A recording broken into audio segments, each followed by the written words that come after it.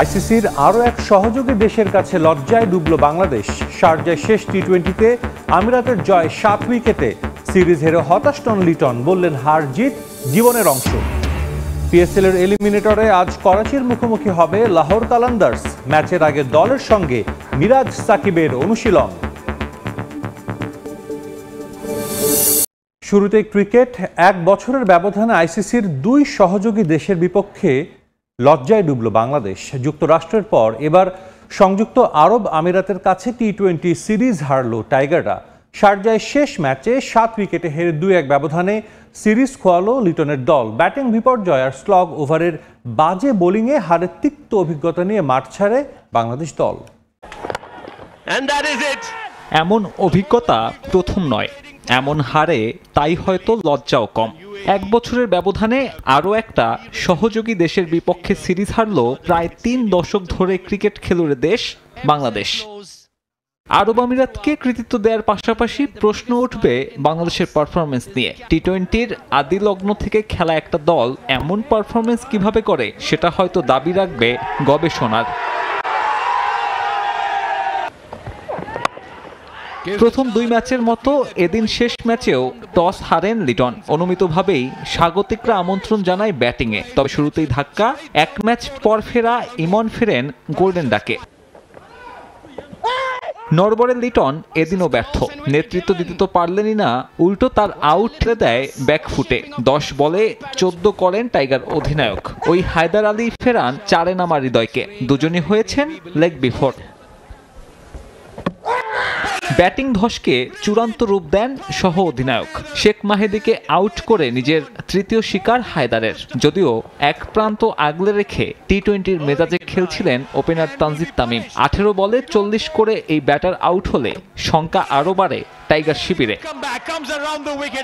এরপর শামীম কিংবা রিশাদও পারেননি দলের ভাগ্য বদলাতে। 84-তে 8 উইকেট হারানো টাইগারদের দলীয় 100 করাটাই কঠিন হয়ে পড়ে। তবে জাকের আলীর 41 আর 2 টেলেন্ডার হাসান শরীফুলের দৃঢ়তায় লজ্জা এড়ায় বাংলাদেশ। 20 ওভারে সংগ্রহ 162। জবাবে খেলতে নেমে দ্বিতীয় ওভারেই সাফল্য এনে দেন শরীফুল। আরব আমিরাত অধিনায়ককে ফেরান ক্যাচ আউটে। রিশাদের বলে ফেরেন অন্য ওপেনারও। তবে বাংলাদেশি বোলাররা ওই ধারাবাহিকতা ধরে রাখতে ব্যর্থ। সবথেকে বেশি ছড়ি ঘোরান 3-এ নামা আলিশান। ব্যক্তিগত 48 রানে যাকে জীবন দেন তানজিদ তামিম। এরপর আর ওই ব্যাটার পেছনে তাকাননি। 50 পূরণ করে শেষ পর্যন্ত অপরাজিত থাকেন 68 রানে। আরব আমিরাতের জয় সহজ করেন আরেক ব্যাটার আসিফ খান। বাংলাদেশি বোলারদের পাত্তাই দেননি এই ক্রিকেটার। 26 বলে 41, তাতে আয়ারল্যান্ডের পর দ্বিতীয় টেস্ট খেলুড়ে দেশের বিপক্ষে সিরিজ জয়ে অবদান তার। হার জিত জীবনের অংশ। আরব আমিরাতের বিপক্ষে বাংলাদেশের সিরিজ হার নিয়ে তাই হতাশ না হয়ে প্রতিপক্ষকে ভালো খেলার কৃতিত্ব দিলেন অধিনায়ক লিটন দাস। সঙ্গে আবারও সেই পুরনো গল্প। শারজার শিশিরে বোলিং নিয়ে ভুগেছেন তথাকথিত বিশ্বসেরা পেস ইউনিট সদস্যরা। প্রথম 2 ম্যাচে ব্যাটাররা রান পেলেও তৃতীয় ম্যাচে বেশ কিছু ভুল চোখে পড়েছে ক্যাপ্টেনের। বাংলাদেশের টি-20 অধিনায়ক ব্যাটার হিসেবে গড়পড়তা ভালো হলেও ফিলোসোফার হিসেবে দুর্দান্ত।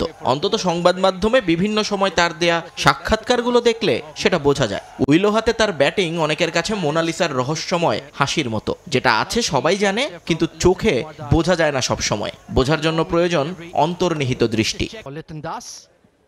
ভাবতে পারেন হারা ম্যাচের পর এত কাব্য আসছে কিভাবে? আসছে লিটন দাসের ম্যাচ শেষের সাক্ষাৎকারে। অধিনায়কের দাবি এই হার জীবনেরই অংশ। তাই খুব বেশি হতাশ নন তিনি, বরং কৃতিত্ব দিতে চান ভালো খেলা প্রতিপক্ষকে। যদিও লিটন এটা ভুলে গেছেন, এই হার এখন আর বাংলাদেশ ক্রিকেটের ক্ষুদ্র কোনো অংশ নয়, একমাত্র অংশ। বরং জয় পেলেই সেটা অবাক করা ঘটনা এখন দেশের ক্রিকেটে। Definitely is not up to the mark when you come here. Always you thinking to win the game, but still is part of the life. And when you play cricket, sometimes opposition played really well. You have to credit goes to them also. বাংলাদেশের pace unit বিশ্ব সেরা, এই গল্পটা দেশের ক্রিকেটে চলমান বেশ অনেক দিন ধরেই। কিন্তু মোস্তাফিজ তাসকিনকে বাদ দিলে এর যা চেহারা দাঁড়ায়, তা যে কতটা ভয়াবহ সেটা এবার চোখে আঙুল দিয়ে দেখিয়ে দিল আরব আমিরাত। কিন্তু অধিনায়ক বাজিয়ে চলেছেন সেই পুরানো ভাঙা রেকর্ড।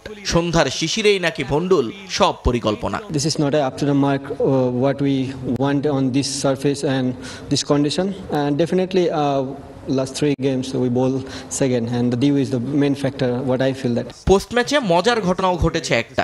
বাংলাদেশ অধিনায়কের কাছে সিরিজ থেকে পাওয়া ইতিবাচক কিছু জানতে চেয়েছিলেন উপস্থাপক, কিন্তু শুরুর কয়েক সেকেন্ড নামগুলোই মনে করতে পারছিলেন না লিটন। পরে তাকে ধরিয়ে দেওয়ার পরও খুব একটা সুবিধা করতে পারেননি captain. What are the positives you'd like to take? I'm sure quite a few youngsters have stood up and grabbed your attention and opportunities as well.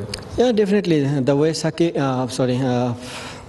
Parvez Imon, Tanzit. Yeah, definitely Parvez, Imon, and Tanjit Tamim. A couple of games, Ridoy bat and Jakir bat really well. Emirates ক্রিকেটের অনুরোধে ঢেকি গিলেছিল BCB. Pakistan series যাওয়ার আগে আত্মবিশ্বাস বাড়াতে খেলতে রাজি হয়েছিল আমিরাতে, যা এখন পাকিস্তানে যাওয়ার আগে সবচেয়ে বড় মাথা ব্যথার কারণ হয়ে গেল বাংলাদেশ ক্রিকেটের জন্য।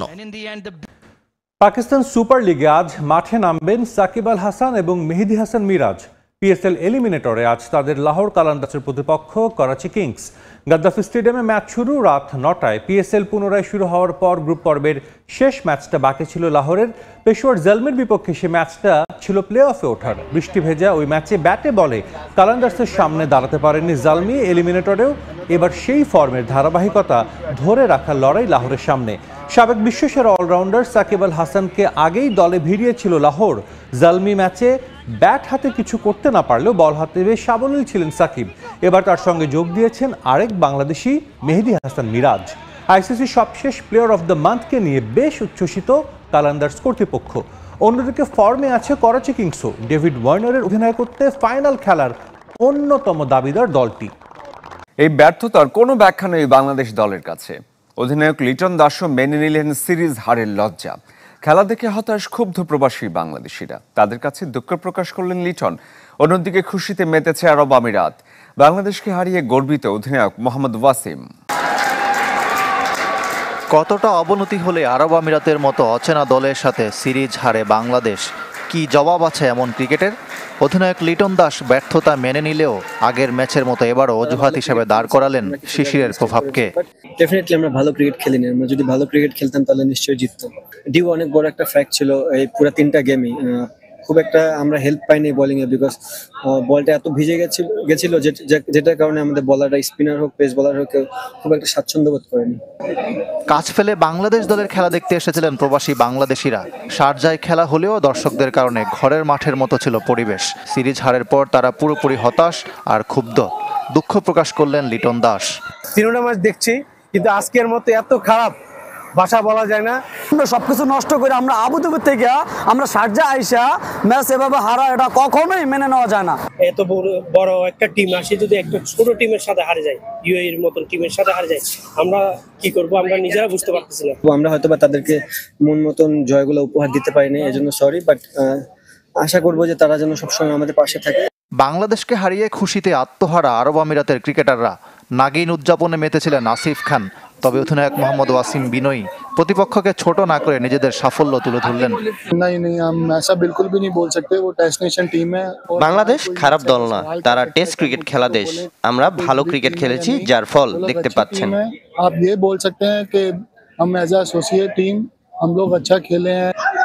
আমিরাত ছিল অনেকটা পাকিস্তান সফরের যাত্রা বিরতি সিরিজ। সেখানে এমন লজ্জাজনক হারের পর পাকিস্তান সিরিজ নিয়ে প্রত্যাশা করাও কঠিন। তবু বরাবরের মতো ঘুরে দাঁড়ানোর স্বপ্ন। যদিও বা এই হারাটা অনেক কষ্টদায়ক হবে, বাট ট্রাই করবো আমরা এখান থেকে বের হয়ে প্র্যাকটিস করে আমাদের যে জিনিসগুলো ভুল হয়েছে ওগুলো সংশোধন।